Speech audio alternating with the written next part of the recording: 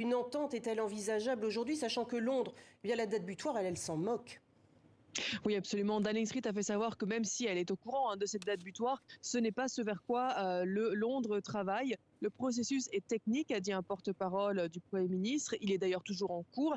Il est basé sur des preuves et non pas sur des dates butoirs. Les négociations donc continuent aujourd'hui, notamment entre le ministre britannique de l'Environnement et le commissaire européen à l'environnement. Il reste donc, vous l'avez dit, à peu près 100 permis de pêche à délivrer. Les Britanniques disent avoir délivré déjà 1700 permis de pêche aux Européens. Il faut bien sûr que tous ces pêcheurs prouvent qu'ils avaient déjà sillonné les eaux anglaises avant le Brexit.